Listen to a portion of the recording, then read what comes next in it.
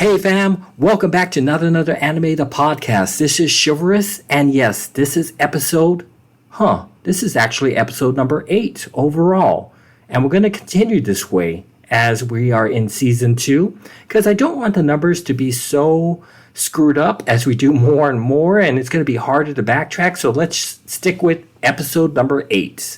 So yeah, welcome back. I am Chivlrous, and if this is your first time, I say welcome.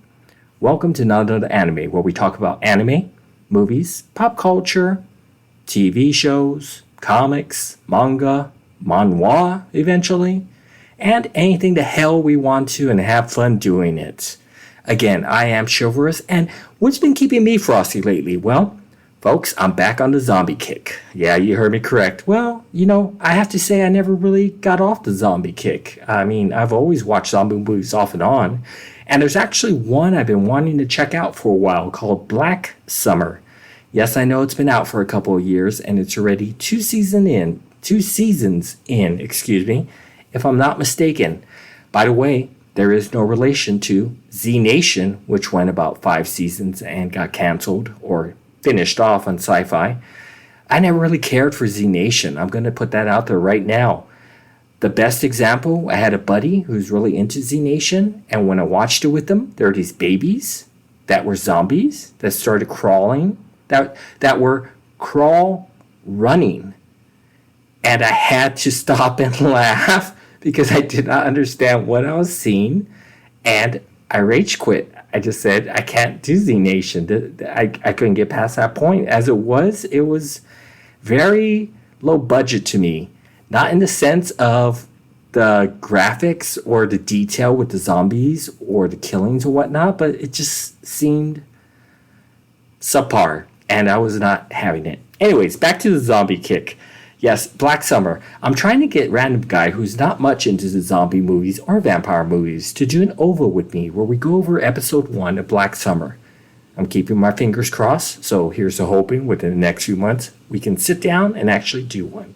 Speaking of RandomGuy, he's going to be joining me later on as we go over the 6th annual Crunchyroll Anime Awards that just happened recently. So, back to zombies. I just finished a series actually on Netflix called All of Us Are Dead. It's a Korean drama focusing on high school students in a zombie apocalypse, taking place at a school called Yosan High. Well, what really caught my attention was this one. Again, zombie movies, there's a lot of similarities. You get bit within a certain amount of time, you turn, and of course you're going to start killing people. This one really caught my attention because once they turned, their bones started crackling. Like when you really tense up. And that's how they turned, is they got stiff, and whether they were attacked already or lightly bitten, they started doing these acrobatic moves where the bones are cracked and they're moving their arms, and you're just going, whoa, wow, that hurts. And after a while, the bones stop cracking and they turn and they're running around like mindless zombies wanting to kill people. Anyways, I made it through the 12 episodes. They left it open. Stop right here. Just an FYI, this is non-spoiler related, so you don't need to turn this off. Anything we do on Not Another Anime is non-spoiler related, other than the Crunchyroll Awards, which we have to tell you who won, but that's a given. So, non-spoiler related, so enjoy. Back to All of Us Are Dead. With this series, they left it open-ended at the end. And I'm curious if they're going to continue on with the second season or how well it does with the audience who likes zombie movies. But I will look forward. If it does come with the second season, I will give it a chance and I'll give it a shot because not everyone made it to the end. And that's a reality of the world, or in this case, a zombie apocalypse. It's not going to be a happy ending just like Walking Dead or Fear the Walking Dead or George Romero's Night of the Living Dead series, etc., etc. I can go on and go on. Anyways, what else has been keeping me frosty? I just signed up recently for ExpressVPN. Yeah, you heard me correctly, ExpressVPN, which is a program that allows you to mask your IP address online so that you're able to do things such as accessing Netflix from a different country, or in my case, accessing the Google or the the iOS Apple Store, so I can download games, mobile games, from Japanese. And let me tell you, I got Heaven Burns Red, which just came out on February 9th, and it is amazing.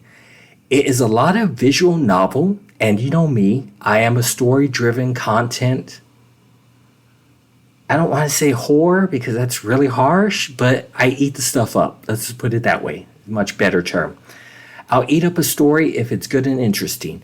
Now, being that it is Japanese, I'm having to use my phone. I'm having to use a translate. And even then, sorry, Google, your translator sucks, but at least it gives me an opportunity to decipher what exactly they're trying to say in the message. Because if any of y'all have ever used Google Translate on a phone, on an iPad, or online, and you use the camera function, and you put it over a word or a sentence or syllables that are in a different language, it will translate it not once, but twice, even 3 times. And that can be really frustrating because I know with languages, the content changes based on the way it's said or the detail, the context of the actual sentence itself, meaning how words are laid out. It tries the best to decipher it, and I get that. But in my case, I'm having to look at it and try to make out what the best intention of the meaning of that sentence was going to be. But yeah, I'll talk about that much later in the Not Another Video Game segment. So yeah, I did pick up a recommendation on a graphic novel called Something is Killing the Children. And please, if you've read it, no spoilers, as I don't give you any, because I look forward to reading this book. As the title suggests, this takes place in a small town or small city, and something is killing children. But this is more sci-fi related, and I can't remember the synopsis per se of whom I heard it from, but it was very fascinating to me. I went to my local Barnes & Noble and picked up the graphic novel, so I'll be reading that really soon. And if y'all would like, I would love to get my synopsis of the story itself. And again, always non-spoiler, as we do in Not Another Anime.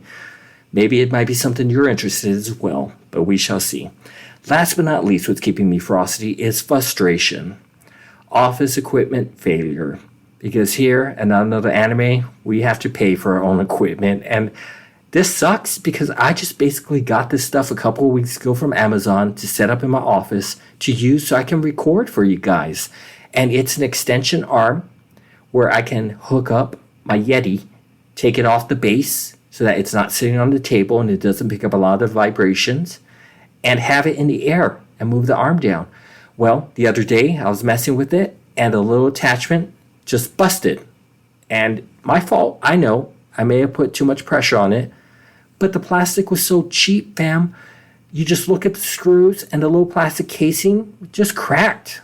Like you just took a screwdriver, flat head, and just popped it out. That's how flat it was. Anyways, I'm looking to get it soldered, reinforced, so that way I can do this again. Right now I have my microphone back on the table, which I really hate because I'm having to sit here all proper and prim and try not to move a lot, which is really hard for me because I'm very, not ambidextrous, but I talk with my hands. If y'all didn't know this about me, I am a southpaw.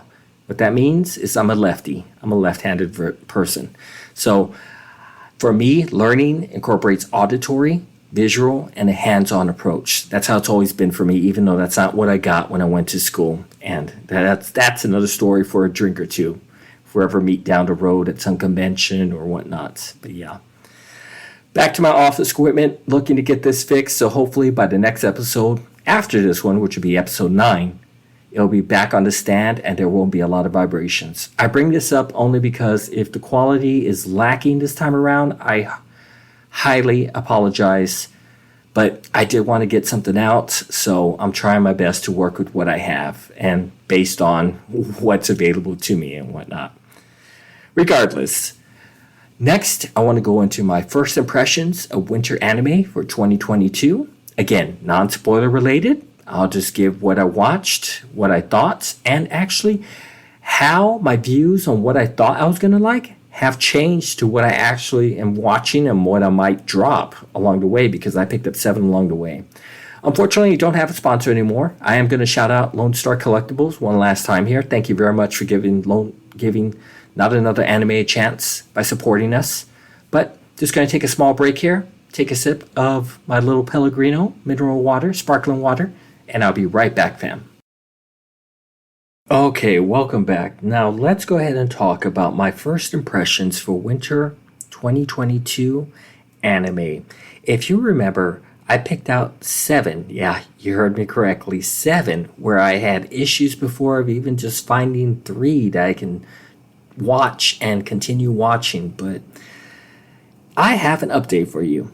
And these I'm going to rank in order of what I like the most and what I like the least. So let me start from the bottom up and I'll work my way to number 1 here. Now, dead last on my ranking of 7 is going to have to be Love of Kill. I'll hold further judgment off of it because I will admit I've only done 1 episode of it. But what I saw of Love of Kill, and maybe it gets better. I'm not trying to judge it by 1, but the 1 I did see was such a letdown. All it felt to me was a guy being pervy and manipulative and trying to get close to this girl, asking her out, and I just got cringed. I really got turned off. It wasn't interesting to me at all. I know there's a story in there and I have to give it more of a chance, but I don't know if I can just go back and do it. I mean, I will push through because I want to see if there is a story. And I think that one was one that RandomGuy was actually doing on, so I may just let him take it over and do it and be surprised because I do have 6 other that I need to talk about. So, beyond that, I'm going to do number 6, In the Land of Leodale. And the rest of these I watched up to episode 5 with the exception of Orient, which I got up to number 4. But In the Land of Leodale, where we have our protagonist, she was in a medical accident at a hospital when the power shut off, and she was in a virtual, I forget what the proper term is, but one of those virtual reality suits that allows her to be in the world, and she ends up in the world, and she's basically coming back to the world where she had left it for quite a while, and she had certain things set up for her. Again, not spoiler related. It's okay, but it's not really drawing my attention. It's nothing, the story is nothing new. I'm not sure where they're going. I still watched 5 episodes, but I think I might have to drop it because I'm just not fascinated by it. It doesn't keep my attention, and the graphics, the animations are great. I just can't find a compelling story to keep me around. So yeah, that's In the Land of Leodale. Number 5, Orient.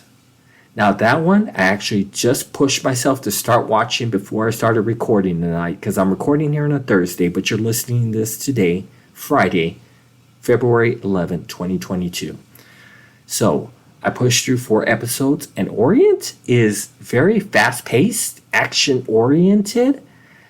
It reminds me a lot of the early anime series like One Piece, but it's the story is there. There's a plot. There's determination between 2 guys who are like brothers to one another as they have a mission and a goal and a dream to complete a certain task.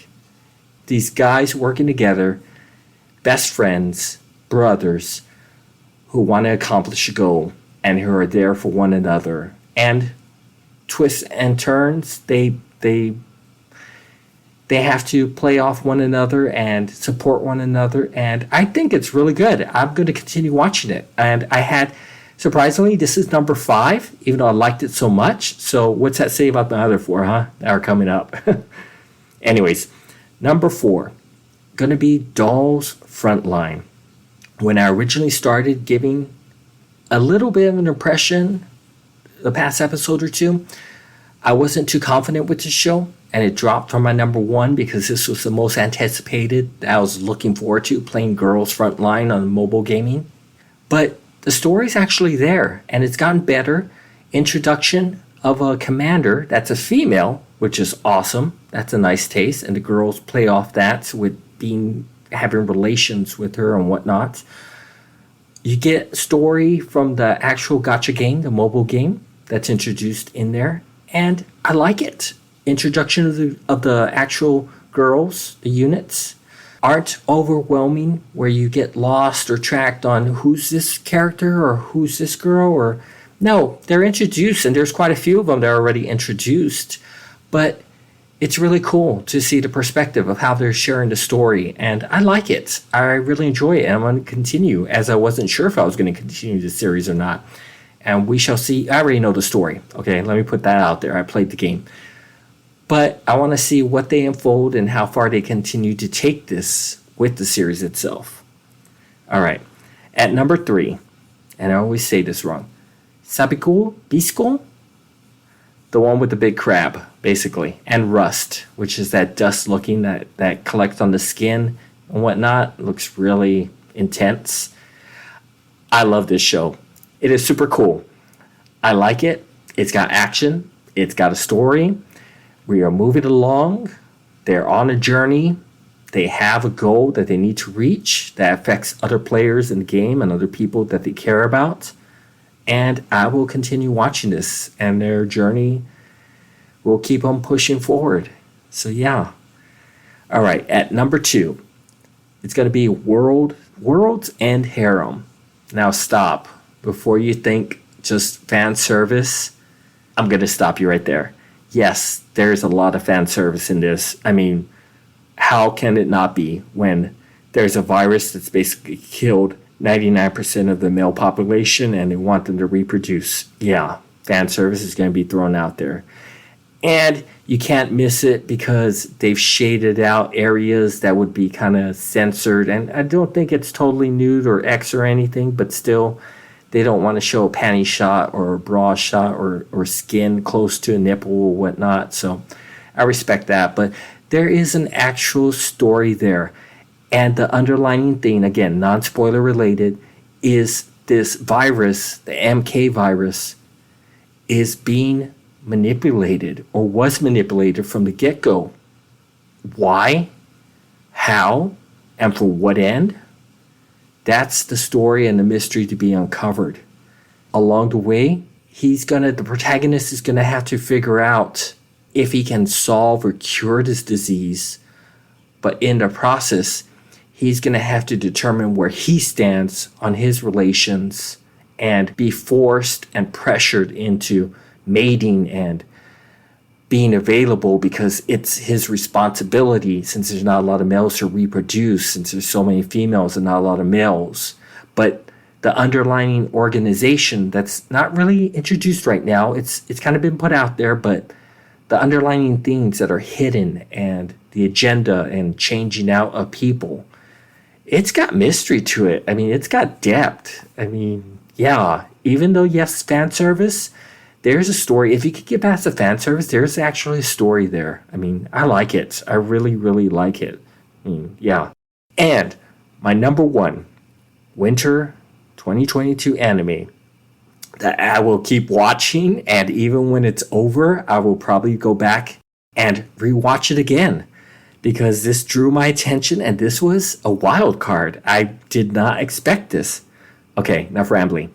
My Dress Up Darling. Yes, a lot of people on the internet, Twitter, the web have given this show praise, and it deserves it hands down. Non-spoiler related, My Dress Up Darling deals with cosplaying. An introvert meets an extrovert. The introvert is a high school guy. The extrovert is a high school girl. Of course, you can see where this is going.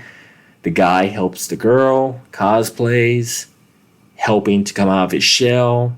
She, on the other hand, appreciation for a talent that's underutilized and trying to break him out of his shell and become more social and whatnot, but also the understanding between the two and the kind of click that happens between them, off and on, friendship, romance, wherever this may go, is very super cool. I love it a lot.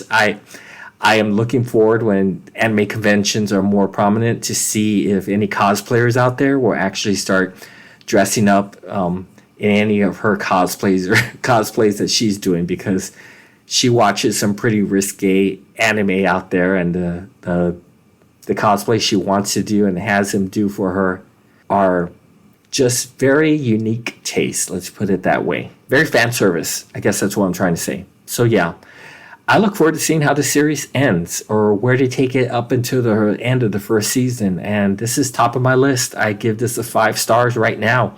When I do a review, this is probably the first one I'm going to review and give it high praise, because from the opening sequence, OP, to the ED, to everything in between from each episode, it has held my attention. It has kept me laughing. It has taken me on the journey with them. It has made me applaud both him and her on their accomplishments and where they're going, trying to be high school students, but at the same time trying to put themselves out there and focus on their talents and their abilities, but time managed wise with what their responsibilities are. Him as a grandson and helping his grandfather out, at the Hina doll shop, and her wanting to do cosplays and be the social status at school that everyone looks up to. And I love that she just doesn't ignore him even around her friends. She just introduces him like nothing, where other anime will showcase that there's an awkwardness. No, the only awkwardness is within him, and not realizing that she sees him as a good friend, and they have quite the adventure together. So yeah. So wrap up. My number 1 was My Dress Up Darling. After that, my number 2 was Worlds and Harem. My third choice was Sabukai Bisco.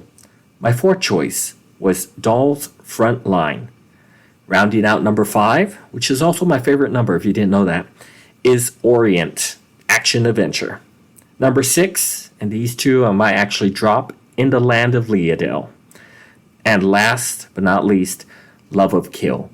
But Love of Kill, I'm still going to try to watch. Again, I did state I only watch 1 episode. That's not fair. Usually there's a 3-episode rule, and I will give it a couple more episodes I need to push myself to actually watch. But yeah, so that's it. There are actually 2 others. 86, I actually picked that one up, and I watched half of the season already, 10 episodes. Let me say one word: intense. Yes, we have war movies. Yeah, we have anime war movies. We have mechas as well. But this one, I will compare to a Band of Brothers, a Saving Private Ryan, where you have the effects of war. You have the idea of people, of a genocide, of an idea that went wrong. These are all topics that 86, in my opinion, kind of throws out there, and they're not afraid to do it. Yes, you have I call her an operator, Milize, who works with the 86, which is a division that is the liaison or the front line for her community, not having to actually be involved in the war with these creatures, these mechas, these robots. They put these 86 young adults to the front line to fight. Sorry if I'm stuttering here. I'm just trying to find the best word to actually describe it. Her situations in watching over them as their commander, even though she's not on the battlefield with them, all she is just talking to them, monitoring them through a computer. That's really intense to see. And they have topics of discussion regarding that where she is not involved with them. So why the hell does she care? And I'm not going really spoiler related, but I want to throw the topics, not all of them, out there, because war is real. War leaves lasting impressions, mostly negative, that stay with people, soldiers who are involved with it.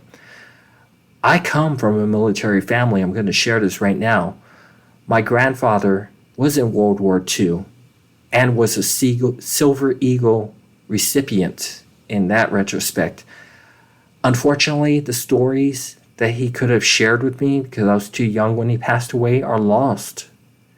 And even when I talked to my father about it, they really didn't talk about that. It was something personal that he kept to himself, and he just hid it. And I wish I had been older, and I wish I would have been able to get that information As painful, I'm sure, as painful as it was, there is no sure. As painful as it was, they lost people daily, just like our Vietnam vets. That was a war we shouldn't have been in. I'm sorry I'm going off track here, but just the idea of war. If you're a military or a veteran, you understand what I'm saying. So 86 might hit real deep at home, but it's one of those that I plan to finish. I've really enjoyed. The episodes aren't too long. They're 23 episodes. Not episodes, 23 minutes each. Sorry about that. There are times when Milizay gets real whiny, but I like that only because it shows privilege. When you're not exposed to the actual battlefield or being involved, you can make all the opinions, all the assumptions. You can try to be the hero by believing you are the best support and you're helping them out. And wham, the carpet can be pulled right from under your feet. You land right in your head, and guess what? Reality check. What you thought you're doing is very minuscule to the overall bigger picture of things. And I'll leave it as that. Sorry, I'm rambling on about 86, but I really do recommend it. It's an eye-opening, thought-provoking war mecha anime. Yeah. Last but not least is Tribe 9. I have not yet watched this. I do want to watch it. I don't know what episode they're on. I'm pretty sure they're about halfway through 4 or 5 by now. But it's something that caught my attention, but I couldn't add 9 shows to watch. That's just insane. And do the podcast and do other things like trying to stream on Twitch, which I'm sorry I have not consistently done. Yeah. And then keep up with my mobile gaming and everything else in between. So wrapping up, that is Winter 2022 anime. And when we come back, we will go ahead and hit the Not Another News segment. And there's quite a bit to actually talk about this. Trying to rush through because we're going to have a lengthy segment at the end with the Crunchyroll award. So be prepared for a long one this time around. I'll be right back, fam. And welcome back again as we hit the Not Another News segment here. I'm going to go ahead and start off with Demon Slayer. The Hinokami Chronicles is confirmed for a West release on the Nintendo Switch. What that means for North America and Europe is that on June 10th of this year, we will have access to this game. Sega confirmed a Switch version, which will contain all post-launch content. The 6, yes you heard me, 6 new playable characters. New online missions rewarding Kimetsu points and the balance changes to combat. Available both digitally and in physical forms for the Switch. Expect to be able to purchase a launch edition of the game with a Kimetsu Academy unlockable character. Super Bowl 56 is making waves right now with Attack on Titan Season 4A, showcasing Eren Yeager's Attack Titan standing at the Marty skyline as Rainer Braun is looking up towards him from the ground. Being this is NFL football though, Eren is replaced with LA Rams quarterback Matthew Stafford, while Rainer is Cincinnati Bengals quarterback Joe Burrow. If you haven't seen the image, just do a Google search for it and look up the image. I think it's pretty badass looking. And props to anime getting some great exposure with the Super Bowl coming up. Now, Tales of Arise fans. No, I'm not talking right now about the anime series slated to be released as I posted on their Twitter account.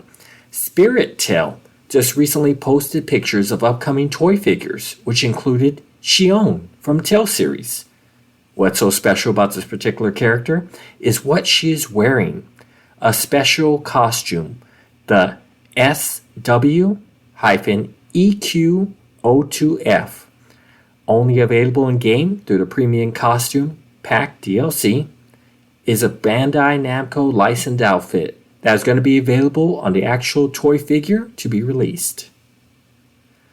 Netflix, alongside partner Leiden Films, is creating a new anime series for a 1988 Weekly Shonen Jump published manga in the genre of heavy metal and dark fantasy entitled Bastard.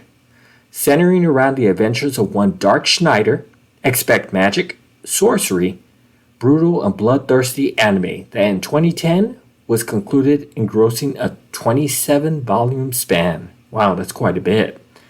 A special voice cast show was featured on February 10th on YouTube. That explains more about it.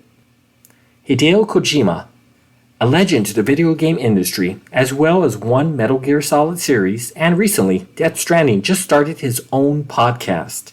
Available on Amazon Audio, the podcast titled Hideo Kojima's Radioverse is only available in Japan. The podcast will feature guests speaking on games and movies. The first guest will be Chivlrous, a Japanese gaming YouTube channel that just did the gameplay of recently released video game Dying Light 2. Focusing on movies now, or TV show in this aspect, The Continental, the spin-off series for the universe of John Wick, adds Katie McGrath, who played Lena Luthor from CW Supergirl, to their cast.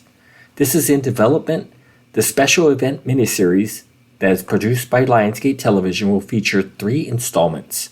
For you fans of the movies already, looking forward to the miniseries, I'm very enthralled with talks about 2 assassins of the High Table, Hansel and Gretel, played by Mark Musashi and Marina Mazepa. On February 17th, less than a week away actually, The King of Fighters 15 will be released on Windows, PS4 and PS5, as well as Xbox Series X and S. But before its release though, SNK's official YouTube channel has been streaming a minute and 50-second special animated short introducing the main characters for KOF 15, directed by Masami Obadi. On February 7th, Jump Force ended content sales for the video game. Shutdown of the online service for the game will proceed on August 24, 2022 at 6 p.m. PT time, meaning all online events, clan hangouts, even lobbies will cease to function. Bandai Namco US on their official Twitter account did send out a notice, but more importantly, a sincere thanks to its fanbase for the support it had given the game. The World of Summoning, a new upcoming manga published by Kodansha USA, officially announced February the 6th on its Twitter account that the manga will be available, as of this recording, already available February the 9th, on 5 platforms to read, those being Amazon, Crunchyroll, Bookwalker, Azukai, and Isnail Comics. The manga is described as, in a world where mostly anything can be summoned by summoners, the needs and wants of the world are at one's fingertips. When a boy, Tokoyo, dreams of becoming a summoner, he travels to the Summoning Academy in Tokyo, but is met with disdain from a summoner judging him as a failure and never becoming one. Self-ambition and his dream pushes this young boy to bridge the gap between humanity and the summoned. Coming February 24th, fans of Eden Zero can rejoice, as I know I'm excited for this. As a mobile game, Eden Zero Pocket Galaxy, please don't judge me, I know I have a lot of mobile games, available for iOS and Android, Eden Zero Pocket Galaxy will be released by Konami. Pre-registrations are still available on the iOS App Store, Google Play Store, as well as the English website online. In the game, be prepared to experience the key moments from the manga, as well as an original story. Collect multiple costumes available, such as the cyber cosplay item, confirmed to be given to all players playing at launch time, and more. For fans of the anime showing on Netflix outside Japan, with 25 episodes for Season 1. Be ready, because we will be receiving a second season, to be determined future dates, of course. A new action MMORPG was announced by Square Enix titled Estab Life Unity Memories. A very ambitious concept, as we learned along with the smartphone game. We will be receiving a TV anime series called Estab Life Great Escape, pending any title changes, of course. Scheduled to premiere on Plus Ultra on Fuji TV and affiliates. Outside Asia, we can look forward to the series on Crunchyroll this April 2022 for Spring Anime 2022. But add a third factor, an anime movie for the series, created by Code Geass creator Goro Taniguchi. The story centers of a distant future where our world's population is declining An artificial intelligence AI has been developed to experiment in human diversification? No confirmation yet on announcements for a release date or further details at the moment.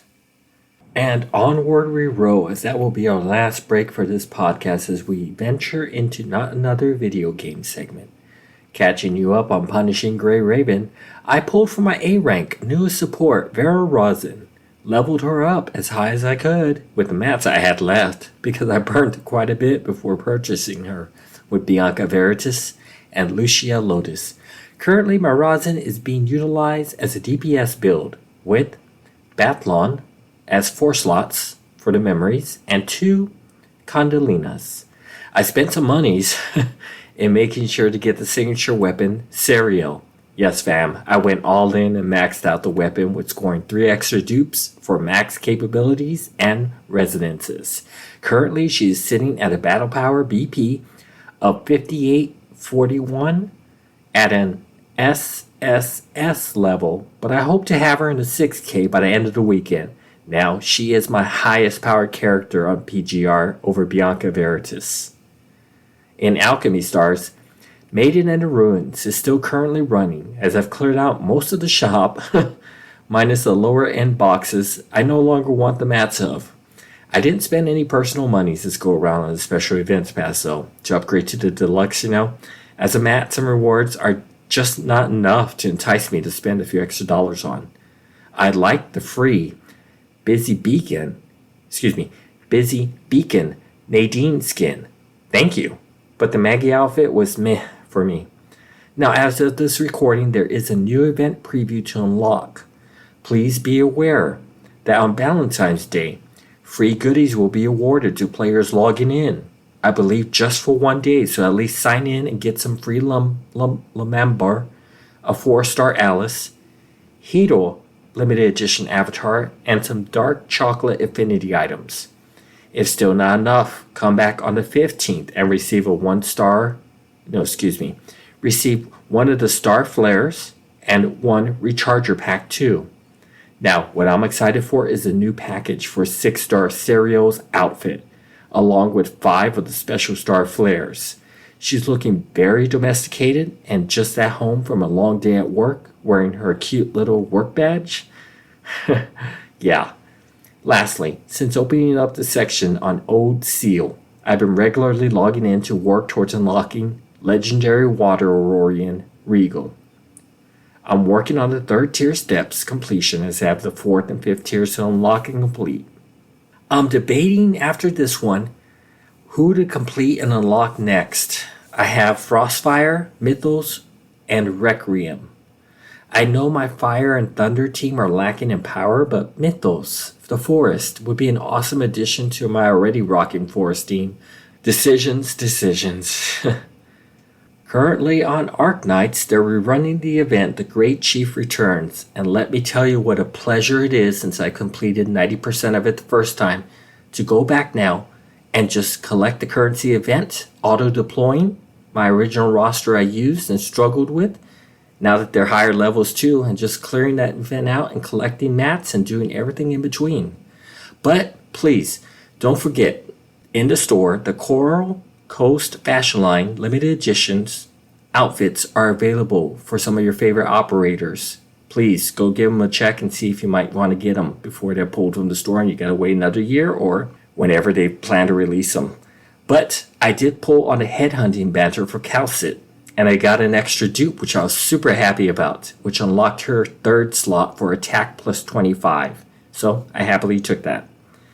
Now, another mobile game, Revived Witch, I've put it on a standby right now. And I say that not because, time is a factor, but Heaven Burns Red recently released. And that's one of the reasons why I got ExpressVPN along with Sin Chronicles, since it's only available in the Japan store.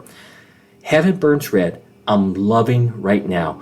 Very heavy story driven, as I've only had one battle that I've had to kind of learn the basics, but a lot of story. But for me, not knowing Japanese, and yes, I was originally learning this, but I do want to go back and learn Japanese eventually.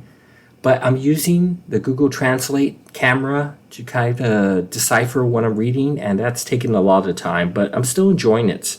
Let me tell you my experience. I tried Nox. I tried BlueStacks. Both those guys failed me. After many attempts from installing from the JP store, I tried LD Player, and I got it up and running. I was super happy. But then it crashed. And when I kept going back in the game, crash. Until finally, for some odd reason, my original troubles on my iPad for the game, for the quote-unquote internet connection not establishing, well, the internet connection finally decided to connect. And it's weird because I can do it with an Ethernet through my iPad, or I can do it wirelessly. Either way, it connects. But for some reason, their servers were having issues, I guess. It's connecting. I've gotten past the prologue. I've done a couple of gotchas. I'll happily report once I've gotten further into the game, but I'm enjoying the story. I'm enjoying the characters, and I'm enjoying the decision making. Now, I don't think the decision making is as intense as what we expect for Sin Chronicles coming up in March, but I still want to see how it plays out in the overall gist of this story here and where it continues on. Fam, I am really tempted right now to make the purchase for Dying Light 2. Y'all know me for being huge into zombie games. I mean, yeah, I want to purchase it. I just keep thinking, though, that I never really played Back 4 Blood right now, and I have it sitting. I think I got the deluxe version, too, with the offers of free DLC. I just don't like having to pick up groups, basically, on that game, since there is no solo mode for a story. And I know on Dying Light 2, the solo mode is there. Decision on what to do. But I have streamed Legend of Heroes, Trails of Cold Steel, the first game, on our twitch.tv page. I plan to continue, don't you worry. Well, if I make the investment for Dying Light 2, I'll definitely let you all know, but I did pick up a copy, though, of Devil May Cry 5. That game holds some nostalgia for me and a buddy of mine who passed away 2 years ago. He was a brother to me, and certain games kind of hold that, so I'm trying to say I'm not streaming that on twitch.tv. Once I finish it, I may come back and do the Nightmare level, but let's face it, there's too many games out there that I want to showcase, and I'm not really finishing. The only one I've done and finished on Twitch TV has been Doki Doki Literature Club, and go figure, a visual novel game. It was fun. All right, that finishes up the video game segment. Now, we're going to jump into the 6th Annual Crunchyroll Awards. As I sound awkward here, the 6th Annual Crunchyroll Awards. This was pre-recorded with me and RandomGuy Wednesday night, when during the day they did announce the winners and whatnot. So it's unedited, it's uncut, and it's raw. It's basically our banter. So we're going to end with that. But I just want to take a moment to say, please check out our social media on Twitter at Not Another Anime. If you want to catch any of the video logs for twitch.tv/Not Another Anime with an underscore at the end, all one word together. Regardless, I want to wish you all a wonderful weekend coming up. To the ladies and to the gentlemen, a happy Valentine's Day on Monday. As well, good luck to the Rams and the Bengals this Sunday at Super Bowl 56. I'm hoping that there's a commercial for some type of anime show, product, toy, whatever, during this event. But regardless, y'all have a wonderful weekend. Thank you for listening to us. Don't go anywhere, because the Crunchyroll Anime Awards will be at the end. But I just want to add this right now. Hey fam, welcome back. This is Chivlrous, and I am joined by RandomGuy with a mic. Howdy. Whoop whoop. And we are here to present the Crunchyroll 6th Annual Award Show that, well, wasn't really a show, to be honest, and that took me by surprise. So what me and RandomGuy wanted to do was just basically give our input and our feedback on who the winners were, that Crunchyroll, you all who voted, and of course the heavily weighted people who decided who the winners were. Sorry, what random guy? Because I'm glad you brought this point. I just remembered when they did this the first time. I think it was 2016. Right?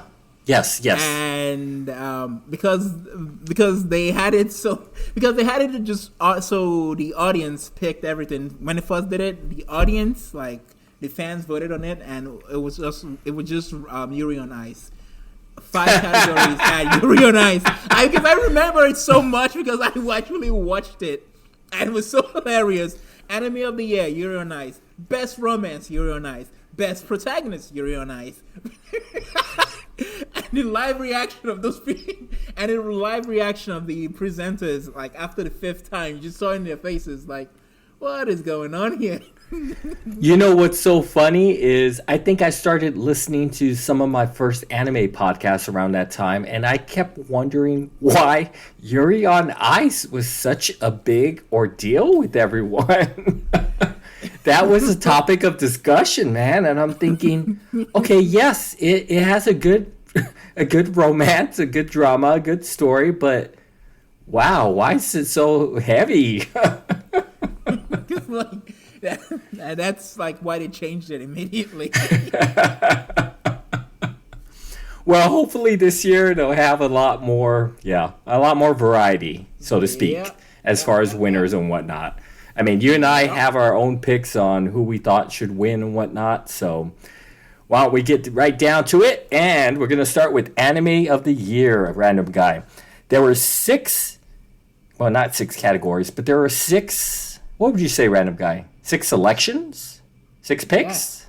Yeah, 6 categories. No, not categories. 6 nominees. Thank you. There you go. That's perfect. 6 nominees. Yeah, because we're going to be talking about the different categories. And you all as an audience can listen and follow along with us. So for Anime of the Year, Random Guy, we had 6 nominees. First one being 86. Second, Jujutsu Kaisen, The Core 2.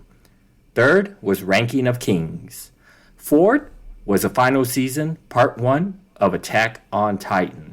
5th. Okay, I'm gonna stop you right there. Yeah, definitely. I want to interrupt. I'm gonna pull a Kanye interrupting the Taylor, but we all know who was gonna win. We did not know. Yes, Jujutsu Kaisen. Jujutsu Kaisen's gonna win. I didn't even have to see it. Yeah, it's gonna be Attack on Titan. Why? Because Yagori, Jujutsu Kaisen. I am a Jaegerist. Okay, Megumi. I am a Jaegerist. I am a proud the Devil Dogs. I'm a proud Jaegerist. Okay, we are gonna have war in this place. All right, number 5 was Odd Taxi, and the last but not least was number 6, Sunny Boy. And Random Guy, let's go ahead and watch and see who our actual winner was. What did I tell you? I don't know because I'm still watching Hine. As she's presenting the award. Attack on Titan, final season, part 1 was Anime of the Year. Obviously. Good for them, man. Wow. Obviously. It's like saying water is wet, fire is hot, the sky is blue, Attack on Titan is Anime of the Year 2021. It's like bloody obvious. Nice, man. Nice. That series has really come a long ways, man. I mean, really.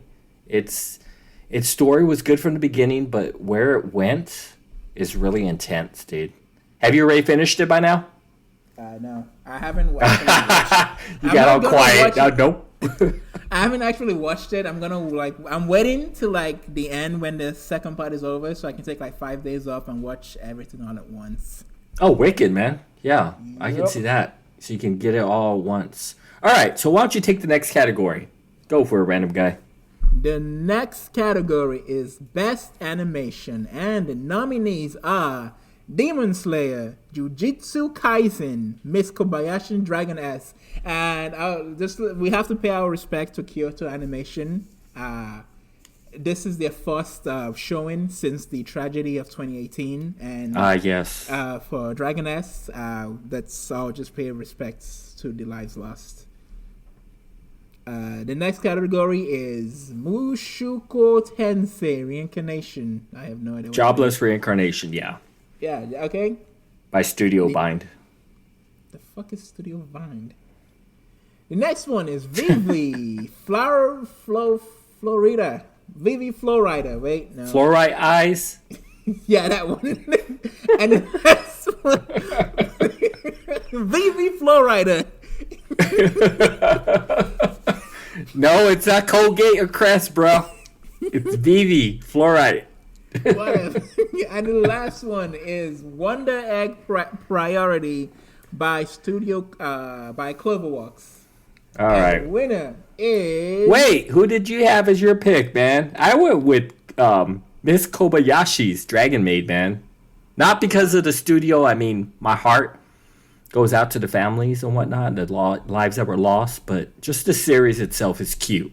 The Dragon's Maid. It's very, very cute. Plus, they just had a sorry, Random Guy. They just had a collaboration that I've talked about on the podcast for quite a while now with Alchemy Stars, and I got everyone except Kana, the little short lolly. And yeah, I don't need lollies in my life. Sorry.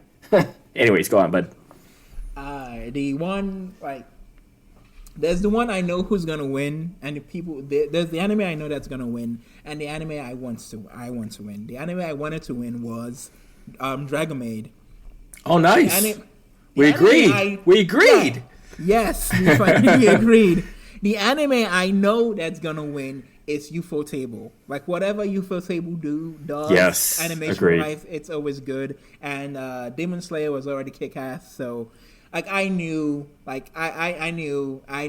Demon Slayer is gonna win. Demon Slayer has just been everywhere, dude, on social media and the talks of the anime community and whatnot. Yes. You know, the manga outsold finally, like I think last year, outsold One Piece. Like Demon Slayer. Holy smokes! No, I didn't know. Demon Slayer outsold One Piece. Like holy fucking shit, my man. Wow, mind blown. That is a sign of the end times. Yeah. That is a sign of the end times right there. Well, I hope not, bro, because I still want to see more Demon Slayer, so. That is the sign of the end of the world. And the winner is... Wow. Who'd have thunk it? Demon Slayer. Woo! Demon Slayer it is, man. Yep. All right. Random Guy, let's go to Best Opening Sequence, or as we know, Best OP. Start off with Attack on Titan's final season, part 1. And please, I already apologize for my Japanese not being good at all. So I still try. Boku no Sensui Shinsei Gabatechan. The next one was Vivid Vice Huya, the extended version for Jujutsu Kaisen. Third was Odd Taxi, Skirt and Pumpy. The fourth one was Kaibutsu Yosobi for B stars. The fifth was I no Supreme, Fana, Miss Kobayashi's Dragon Maid. And last but not least, on number 6 was Crybaby Official Heej Dandism for Tokyo Revengers. So, what was your pick on this one, Random Guy? I know what you're going to say, though. I honestly have no clue. I don't really watch anime openings. What? If you had to pick one, though, what would you pick? If I had to pick one, I want to say Kobayashi Dragon. Wait, what? You pass up your boys on AOT? Attack on Titan is about blood and vengeance. It's not about music. It's about fire and brimstone. Okay, whoa. Pump your brakes, buddy, because weren't you the one who told me to stop everything on the last episode and go listen to the new OP? Yes. For Attack on Titan? And you're saying music isn't anything. I don't watch the OP in the anime. I watch it on YouTube. I watch the OP by itself on YouTube. How about that? But you're telling me to go listen to it. Now you're being a contradiction to yourself by saying, music isn't anything. I'm Random Guy. Yes, I am random. I'm chaotic neutral. It's my bloody name. I'm random. Well, my vote goes with Jujutsu Kaisen, man. I love the series, and yes. So, the winner is Boku no Sensui, Attack on Titan Final Season Part 1. Who'd have dunk it? I wouldn't have. I would. Alrighty then. It is best AED, best erectile dysfunction. That is quite an interesting category. Wow. Woo. Best ending sequence. I don't even know where to begin on selecting the nominees for this one. And the nominees are Shogeki Yo. Oh no, that's the name of the show actually. And the nominees are Yuko Ando, Attack on Titan. Yo Basiba, I don't know how to say that. Yo Adasobi, Beastars. Lisa, Demon Slayer. And Riona, Shadow House, Yuri, Skate Infinity, okay, and Watashi, I do not know how to speak. Hey, Random Guy, I'm going to interrupt you real fast. Somewhere out there listening to us is someone from the Japanese community ready with their katana to slice off our tongues, man. Yeah, tell them I said hi. Tell them I said hi, and they can kind of go fuck themselves. And the winner is... No, we did not say that, sir. The winner is... Demon Slayer. Oh, wow. Nice. I know. So what is it, like 1-1 right now? Yeah, I think so, actually. Holy shit. Yeah, holy shit, indeed. Look at these guys. Going head-to-head. Attack on Titan and Demon Slayer. All right. Now it's time for every girl's best boy. Me. All right. And the nominees for this are Dr. Stone, Season 2, Senku Ishigami. Nominee 2 from Odd Taxi, Odokawa. Odokawa? I'm sorry, but have you seen Odd Taxi? That's really a stretch. Hey, I don't judge to right each their own. I mean, we come in all shapes, all sizes. Yeah. So much love, Odokawa. I'm just saying the dad bod is in now, and like Walrus is the extension of the dad bod. So obviously, man. All right, nominee number 3 from Tokyo Revengers, Ken Draken Ryuji. Number 4 from Horimiya, Izumi Miyamuri. Oh, I said that completely wrong. Miyamuri. All right, number 5 from Ranking of Kings, Boiji. Oh, it's so cute though. Yeah, no kidding. That was my selection, was Boiji. Number 6 is Mikey from Tokyo Revengers, Manjiro Sano. And the winner of this one is... Oh, they have a cute little animation here. Winner for best boy. Come on, Hide. Give it to us. That's what she said. Ranking of Kings, Bochi! Woo! Oh, holy man, shit! Looks like such a fucking chubby. Look at him walking and strutting his stuff, man. Respect, boy. Respect. Damn. All right. It's time for the little boss to go to bed, and the man, the man of cultures, the man of cultures to come down. Lay it on us, buddy. For the best girls in anime, of the best girl in anime. Hell yeah. And the nominees are, I do not know how to say that bitch's name. Valadini Laney, whatever. Vladilena Milize. From 86. The chick from 86. How about that? Yeah, she's hot, man. Honda. No. Toru Honda from Fruits Basket's final season. Nah. No.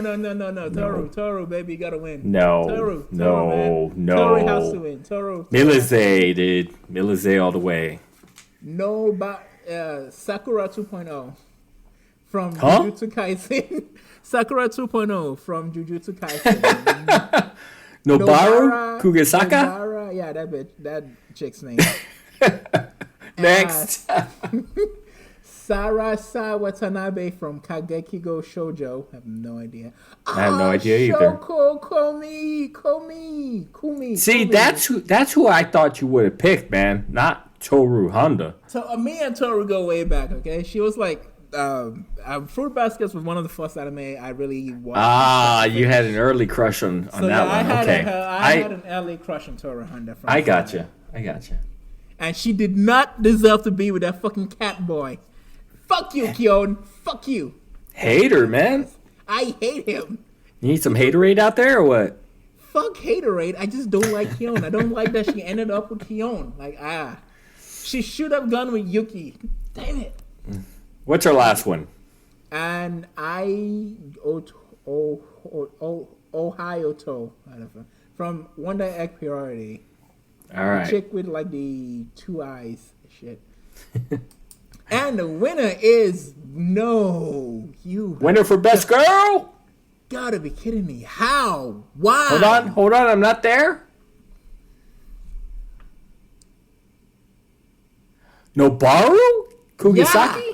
How? You know- What? How? No, Why? you know what though? The anime community really finds her hot, dude. They think she's super sexy, and I have nothing against her, but yeah, I just don't see it. I really don't. Like, I don't see it either. Like, Yeah. what the fuck? I mean, congratulations, Sakura 2.0. You Congratulations indeed. I would have went with 86 Milizade though, man. I know she can be whiny and whatnot, but she's sexy, man.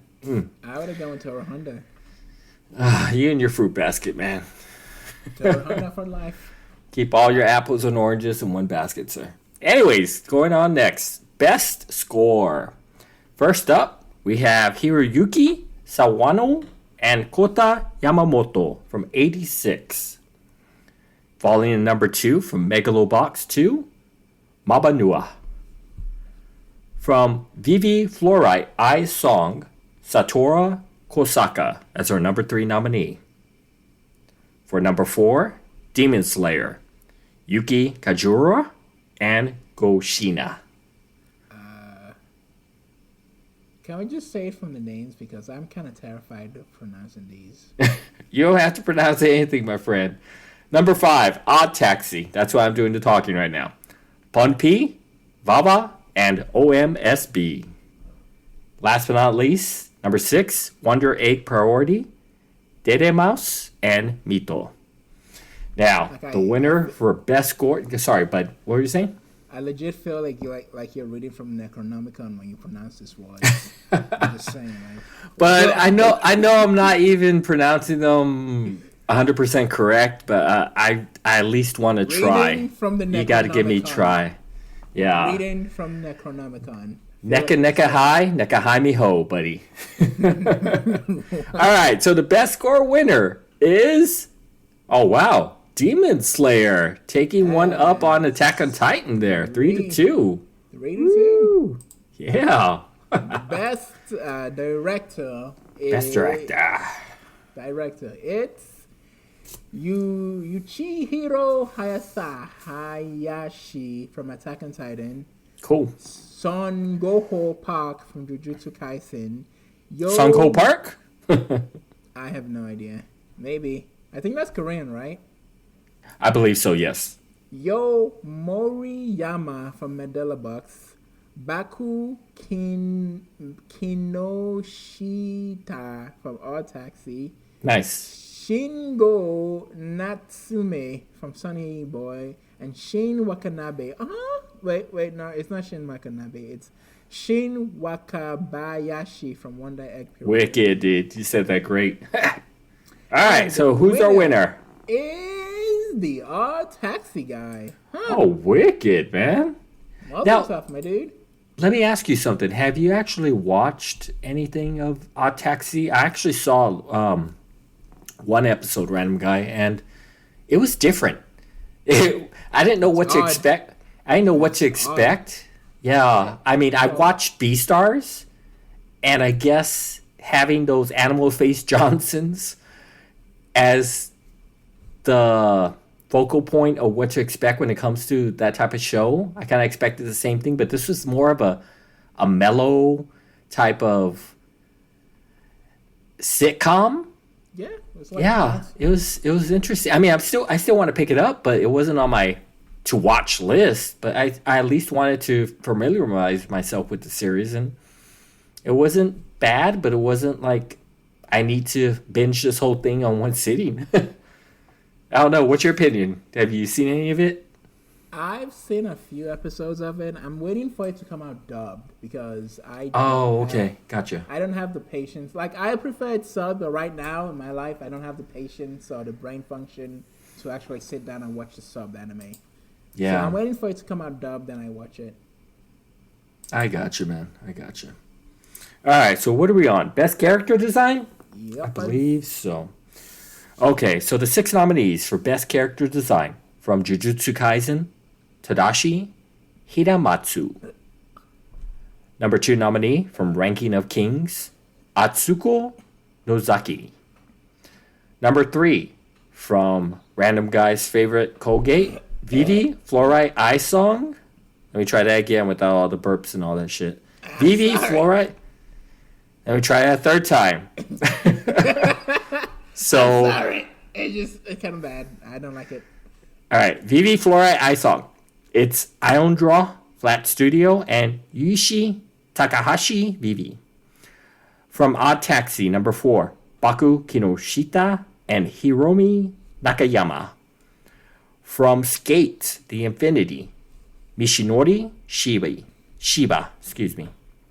Last but not least, the number 6 nominee from Wonder Egg Priority is Saki Takahashi. And for best character design, the winner was Tadashi Hiramatsu from Jujutsu Kaisen. Congratulations for best character design.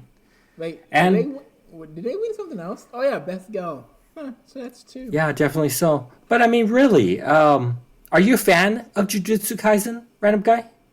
I could take it or leave it. Oh, really? You didn't like it that much? No, I watched the entire thing, and it was pretty cool. But it's like, it was nice. It was a nice show. I love the animation. Yeah, I thought the character designs were really cool from all the different monsters. You didn't have that much of a similarity in the demons and whatnot. They all were freaking different in a weird, unique way. Yeah, I thought that was cool. Okay, but like my main issue with Jujutsu Kaisen is the power doesn't make sense. Like how so? Like the ranking system just doesn't make sense to me. Like, okay, and how everybody has different, like the power structure of Jujutsu Kaisen doesn't make sense to me. Like, it's a special grade A, a special grade B, a special grade class A, B, and C, but like what? Like it didn't. I feel like they didn't do a good enough job explaining it down. And it just leaves a lot of vagaries here and there. What? I thought they explained, and okay, I can't recall right now, but there is a scene, I forget which episode it is, where they're going to the school, and their point of contact, the suit guy who's helping them out, the young students, goes on and actually gives like a 30-second explanation for all the different special grades, and basically explains like if this were a certain, in real life, a tank type of deal versus a gun versus... I thought it was pretty self-explanatory. Maybe you missed that part. I don't know. But yeah, he explained it pretty well. I just didn't feel like explaining it. I just feel like they didn't explain it well enough. No, also, understood, like, man. Understood. Also, like, how they got the powers makes no fucking sense. Like, each person has a different kind of power. Yes, there's no backstory on that. Yeah, I agree. Yeah, no. Okay. I agree. Anyways.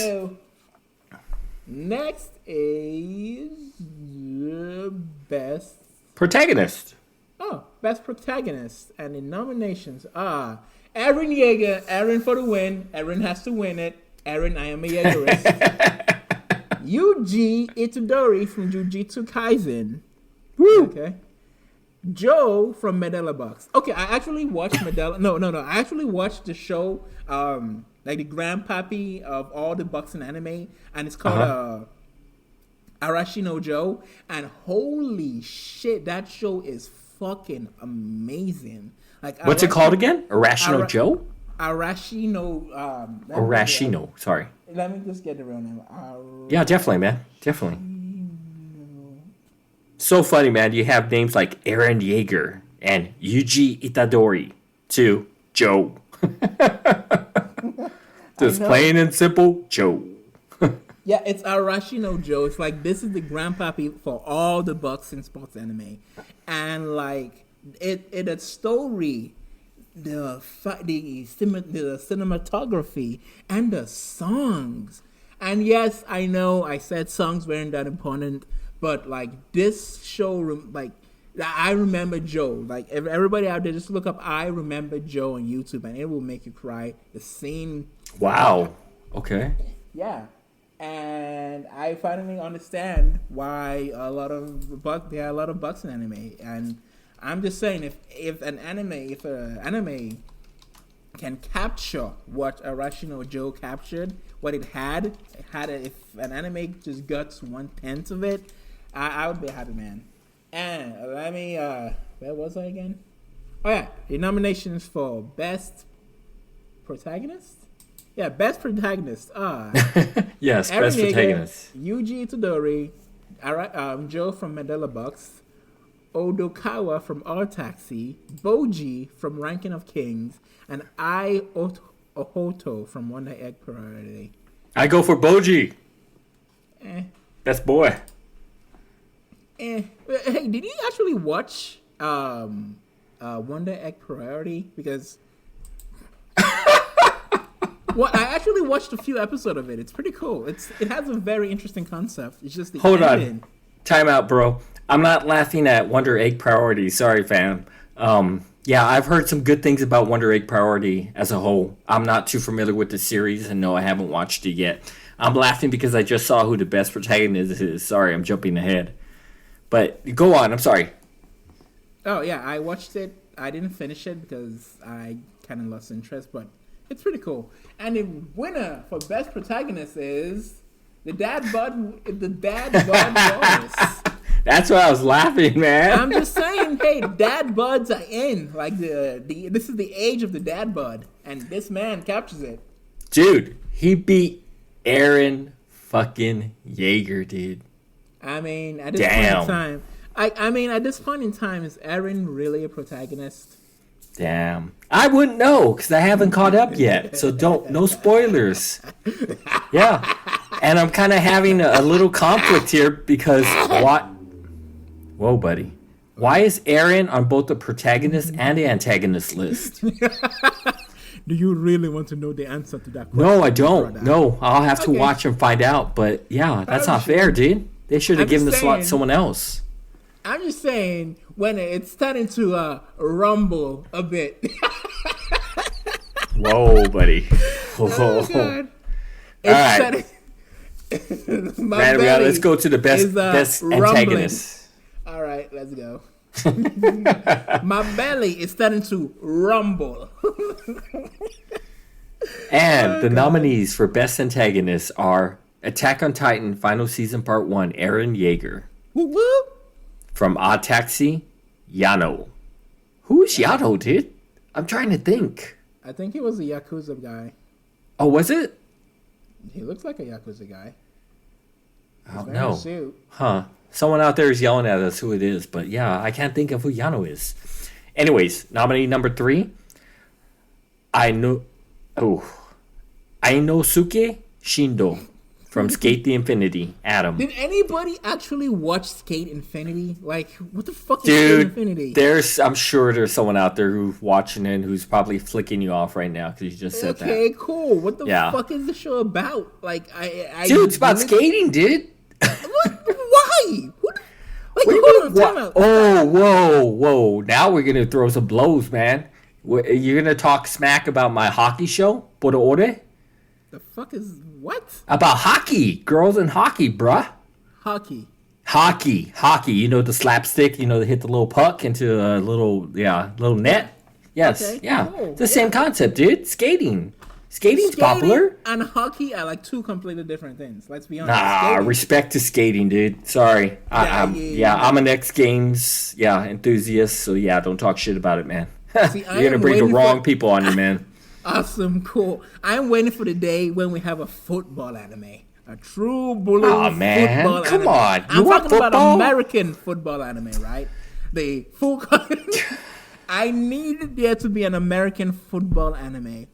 Man, my eyes have rolled so hard, random guy, that I think it just fell out of my sockets. Football. Are you for real? God. We have NFL Super Bowl coming up, man. Super Bowl.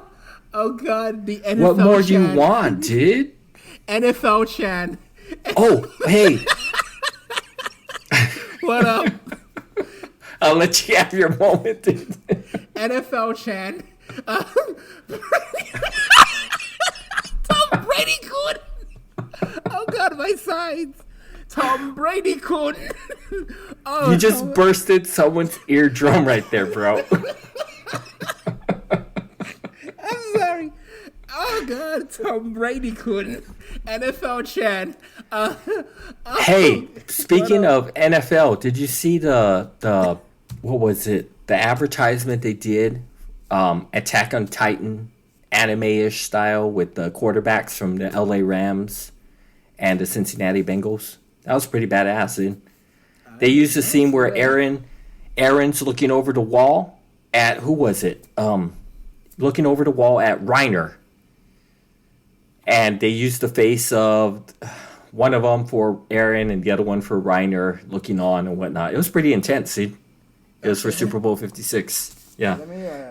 Let me look it up right now. Yeah, go for it, dude. Yes, and I'll talk about it real quick. I mean, the fact that anime has gotten this much exposure, I mean, we've come a long ways, all things considered, but to be at a Super Bowl representing anime, that's pretty huge, man, especially in an advertisement.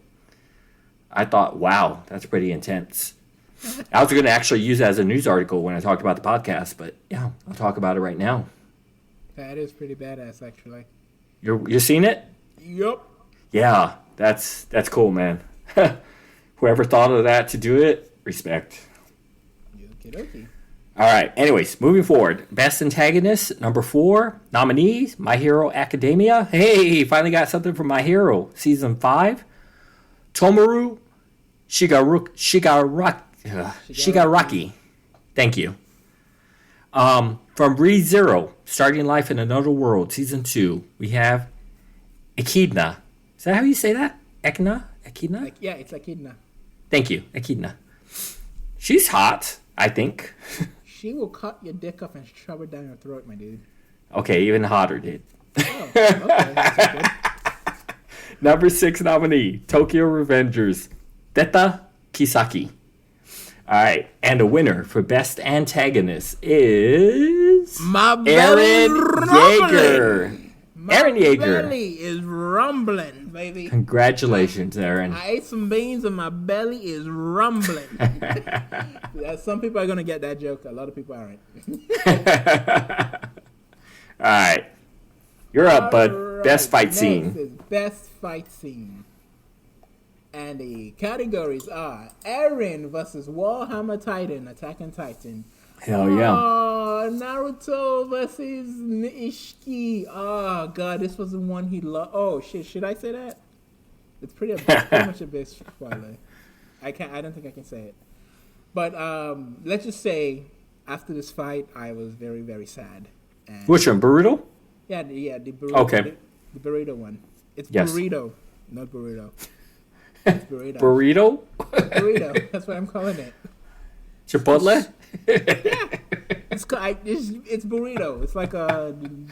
It's not. I good believe food. you. I'm just having fun and play words, so. I know, like burrito. It's not a good food. It's not very filling, but it's like an afternoon snack. That's what burrito is. A burrito. It's an afternoon snack. Says who, man? What do you put in your burritos? I stuff that stuff with proteins and avocado and. Have you seen how big I am? Okay, the next one is Yuji Itadori and Ayo Todo versus Hanami. The next one is Yuji Itadori and Sakura 2.0 versus Eso and what the fuck Ketchup? Yeah, Ketchup guy. The last one is Alma versus Toru. And the last one is Vivi versus Yogo Kakitani. What? Whoa. Kakitani. Kakitani. From your fluoride. Oh, yeah. Huh. All right.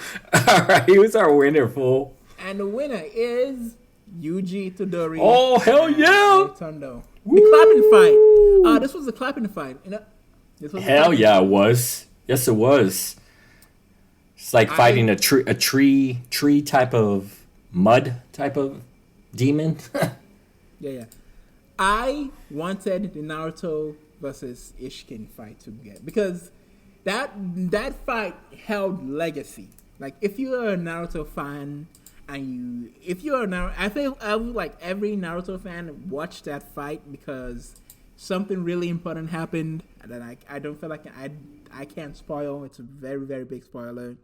But if you're a Naruto fan, you need to go watch that fight. You need to go watch from the beginning to end. It shouldn't matter how like what you think about Boruto because I personally don't like Boruto, but I still watched the fight. I still watched that episode. Hey, I like burritos, man. Let's move on. All right. Next category is best romance.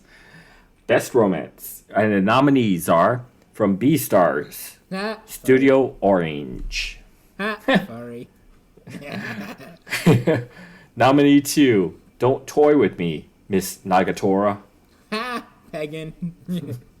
Number 3, Comey Can't Communicate from Studio OLM. I'm not going to make a joke about that. Respect. Number 4, Fruits Basket, the final season, Studio TMS Entertainment. I'm also not going to make a joke about that.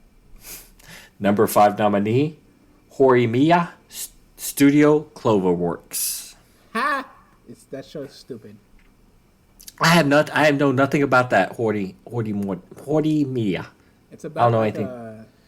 No, actually, Horimiya is one of the few animes that get relationship right. It's not about drama. It's about two people communicating with each other, expressing their feelings toward each other. So, oh wow, really? Yeah, it is. Huh. I have to give it a shot. Bro. I'm looking at an image here, and it says Square Enix on it. I didn't know Square Enix was involved. With Horimiya? Yes, yeah. Really? Yes, at Copyright Hero Daisuke Hagigara, Square Enix, Horimiya project. Wow. Okay. Anyways, nominee 6 is The Duke of Death and His Maid, Studio JC staff. If it busts a nut, she dies. Whoa, spoiler alert. If it busts a nut, she dies. Literally true. Like, the guy kills everybody he touches, so it's like, Yeah, another one of those I had known nothing about, RandomGuy. Never even heard of the Duke of Death and His Maid. Yeah, it's a stupid show. All right, and the winner for Best Romance is... Oh, look at this. Horimiya. Your romance. Communication. Communication wins. That is a sign, people. Communication wins. Oh, just, no. Have sex. A lot of sex. Like, a lot of sex. That usually works. Go on, brother. Best drama. Best drama. And the nominations are 86, the Holocaust anime. Hell yeah.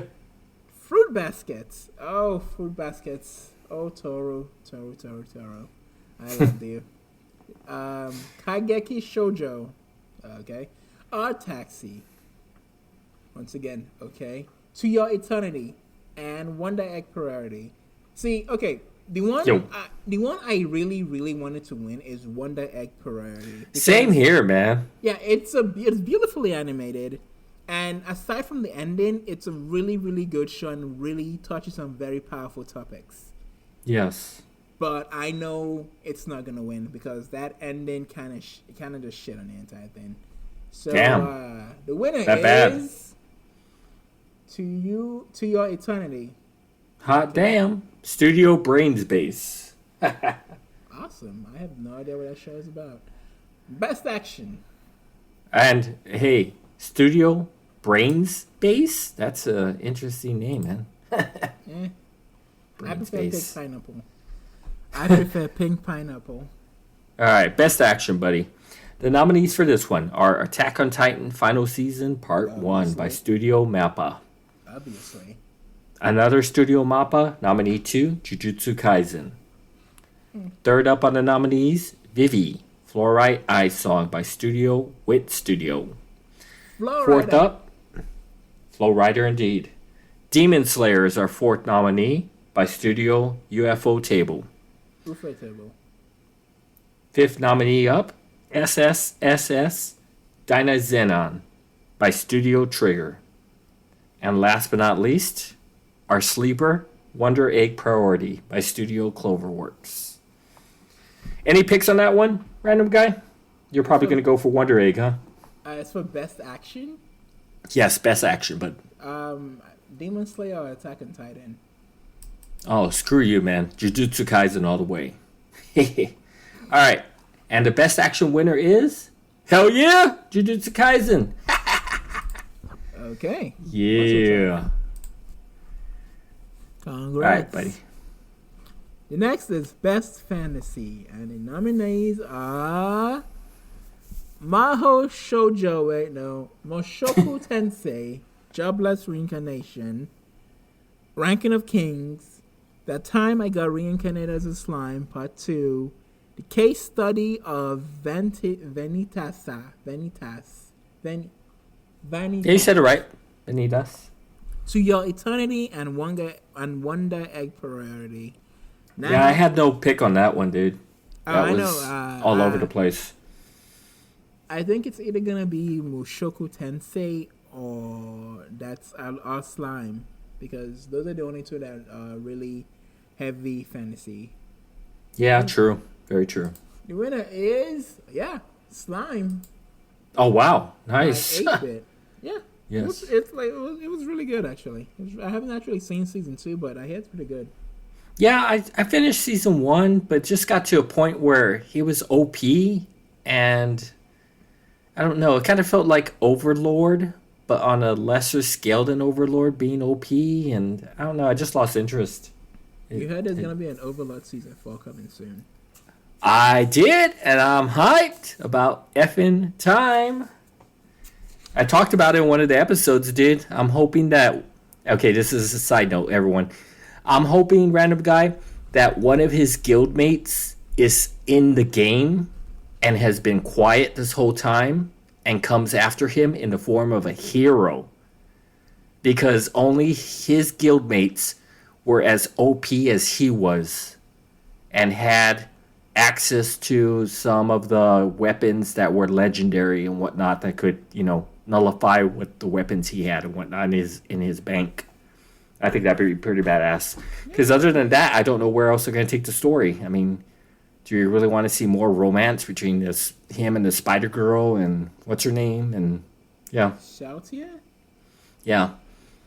So. She's in a Spidey Girl. She's a succubus. Okay, succubus, my bad. And then the little lolly who likes him. That's like, yeah, no. The vampire? That got weird. No. The little girl. They look like the little kids, even though they're not. The two twins. Oh, those are druids. Yeah, I'm just that was weird. But that appealed to the lolly fans, so I'm just like, okay, whatever. I mean. Oh, the cross-dressing ones. The one that's the guy's dressed like a girl and the girl's dressed like a guy. Yes, right on the nail. All right, moving forward. Let's go into Best Comedy for Random Guy. Best Comedy, we have 6 nominees. First with Miss Nagatori, Don't Toy With Me. Ha! Don't peg me, Miss Nagatoro. Second up, your favorite, Komi Can't Communicate. Oh, Komi. Third up, Miss Kobayashi's Dragon Maid. Fourth nominee, Heaven's Design. I have no idea what that one is. It's a pretty good show. Like, I don't know why it's here though. It's a pretty funny show. It's a decent show. Okay, nice. Fifth nominee, Life Lessons with Uramichi Onisan. Ah. And sixth nominee, Odd Taxi. No, Taxi is not gonna win. It's the best comedy. It's best comedy, right? Yes. No, Odd Taxi isn't gonna win. Okay, our winner for the best comedy category is going to be... Oh, look at this Random Guy. Komi Can't Communicate. You. Yeah, it's... Komi, Nice. Komi. I wonder how long it's going to take to start making the entire about it. I don't know. These are the important questions, guys. All right. Go on, buddy. Best film. The nominations are... Oh, fuck. I wanted to go see that in the movies. Belle? Yeah, Bell. That. Yeah, same here, dude. I missed out on that. Oh, Evangelion. Oh, Evangelion. Thank you, Jeff Bezos. I hate you, Lex Luthor looking motherfucker. Thank you for bringing this show to Amazon Prime. Thank you. Demon Slayer, the Train One, Joe City Tiger and the Fish, Shiro Boroko, the movie, Wad Bubble like Soda Pop. Yeah, this one I think I picked Bell because. I pick Evangelion. All right, who's the winner then? Oh, what the fuck? How? Why? No, god damn it. What? Demon Slayer. I'm sorry, but Evangelion has history. Like, oh wow. The redo series have been like they've been like fuck me. I can't remember right now. What the fuck? Random guy. The time of the mechas are over, my friend. No, like Evangelion, the redo series have been going on since like 2008. And the final movie and how he just wrapped up everything and how Shinji finally is fucking okay. Like, how Shinji... Oh, god damn it. Demon Slayer, what the fuck, guys? Holy shit. Take a shot. Take a shot, random guy. Cool down, man. Cool down. Shut a dipshit who voted for this bullshit. All right, now we have our last two categories for Best VA Performance in Japanese. First up, we have... Ayane Sakura, Gabi Braun, Attack on Titan, Final Season Part 1. Kiyoshi Kobayashi, Daisuke Eigen from Lupin the Third, Part 6. And the third nominee, Ayo Yuki Komoko, So I'm a Spider, So What? Fourth on the list, Eren Yeager's Yuki Kaji, Attack on Titan. Tatakai. Number 5 nominee from Odd Taxi, Natsuki Haine, Orikawa. And last but not least from Wonder Egg Priority, Kanata Aikawa, Oto. All right. And any favorites here? You have 2 from Attack on Titan, I see here, random guy. Tatakai. Fight. Fight. All right. And our VA performance Japanese winner is Yuki Kaji, Eren Yeager. Woo! Congratulations, man. Wait. Yuki's Eren Yeager is voiced by a lady? Seriously? Hold on, let me check this out. What?